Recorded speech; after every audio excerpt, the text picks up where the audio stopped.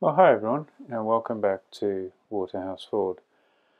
Well, I know it's been a very long time since we published a video, um, uh, and as many of you will know, if you've been watching now, or certainly watched our last couple of videos, you'll know that we are relocating. We're moving to a new property.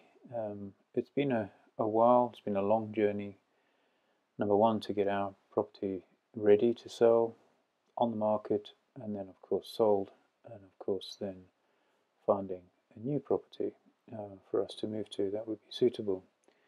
The good news is that we have managed to find a property. We're quite advanced in the process now, and in fact we're hoping to move within the next month, essentially during the month of September. But obviously what that has meant is we've had to pack up the workshop, we've had to move the tractor into storage, along with all of the tools and most of the workshop equipment. And in this video is just a short montage, not a very long video, just a couple of clips of me preparing the tractor to move out of the workshop and into storage where it has been for the last couple of months. Now, of course, for many of you who work on tractors and any old equipment, you'll know that, of course, the job just never is as easy as you first imagined. This was meant to be probably maybe a half-hour job. The idea was to quickly put the bonnet on, put the seat back on, and then put the mudguards on. Just those three things. But of course, we ran into problems. In particular, right here, where I found that one of the studs was loose, as in it wasn't properly mounted in the lift cover, and the other one, this back one, landed up that turns out that the threads were too badly damaged. Now, I remembered whilst I was doing this that I had actually purchased a replacement stud. I just hadn't put it in yet, so the job really turned into needing to remove this old stud and install the new one, which was, as I say, turned out to be a much bigger job than I had hoped. I had to resort to using the stud remover, as the sort of tune-up method wasn't working, given that the threads were quite badly damaged. So the new property is, I believe, going to be a lot better for obviously for us as a family, but also, in fact, for filming and for working on tractors. For one thing, we're moving away from the very busy link road, A road, that we currently live right next to, which has plagued our videos with sound problems. And the reason I'm doing a voiceover on this particular one is because we landed up with far too much. It was a very hot day and we had the workshop doors open. We just landed up with much too much background noise, so I've had to do a voiceover. So that's the one thing. The other thing is that the workshop that we'll be moving into is not sort of half subterranean like this one is.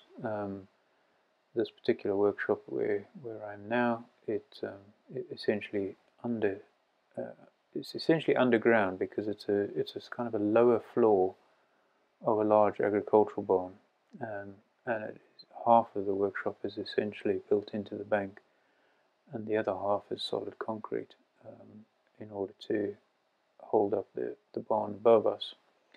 And what that has meant is that we've always had to rely on artificial light as well. There's never any sort of daylight coming in, and of course it's also been extremely cold in the winter. It's nice and cool in the summer, which is great, but very, very cold in the winter, so we have struggled to heat the place and to keep it, or to have a working environment that's kind of suitable. So the new one is a more traditional workshop building. It's quite a lot bigger than this one, and then we're going to be able to have a couple of projects on the go at any given point in time, plus have space for all of the workshop equipment, all the paraphernalia that goes with this kind of hobby. So where are we now? I think at this point I'm struggling with, I'm trying to put the new stud in, but I found that the threads were in the hydraulic top cover were, I thought they were damaged, but it turns out there was just a lot of old thread locker substance in there, which was preventing the new stud from going all the way down. Just trying to work out at this point what's going on, if it's just dirt or something else. And as I say, turns out it was a whole bunch of old thread lock in there. The other good thing about the new property that I'm particularly looking forward to is that it's almost entirely off the grid, certainly from a power point of view. Both the house and the barn or the sheds are covered in solar panels, which is fantastic. Also has a Tesla Powerwall connected, so all the solar energy is stored and then used essentially by the property. We may well need to expand the system just a little bit because of we're obviously a family. Couple that are in there at the moment. It is just a retired couple, and their power needs are a little bit lower than ours. We also have things like hot tubs and that sort of thing, which consume a lot of energy. So I think to keep the property entirely off grid, we will end up expanding the system, which I'm also kind of looking forward to. Slightly different and new project for us to work on. In this video, Kathy agreed to do the camera work. She's particularly proud of these steering links. If you may recall, she helped with that video as well, where we restored, or rather replaced, those steering arm joints, ball joints, and every time she comes to the workshop, she doesn't hesitate to remind us that she helped with that particular video. Anyways, yeah, so in the end I ended up having to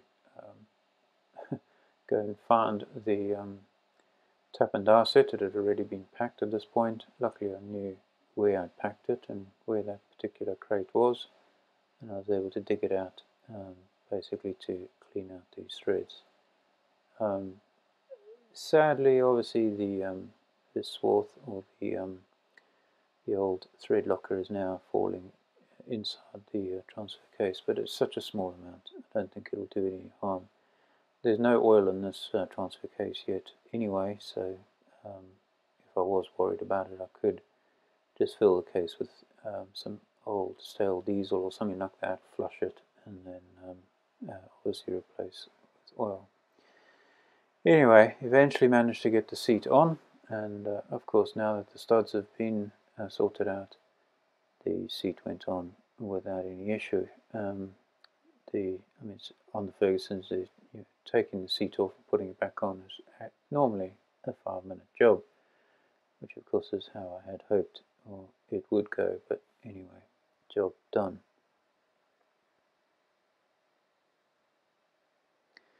The next job was to refit the mudguards. Now, look, all of this stuff's going to have to come off again because when we get the other side and we get ourselves sorted, because we are still working on the tractor, and all of these things still need to be painted. What you're seeing at the moment is just the undercoat, red oxide undercoat, and of course the paint job is the last job that we want to do on this tractor. So all of these bits will have to come off, but in terms of, I guess, transporting the tractor, getting it into storage, and really just making sure that none of these bits got waylaid or go missing, I felt it was better to have them on the tractor. Besides, I didn't really want the tractor going out of the workshop and not looking complete, if that makes sense.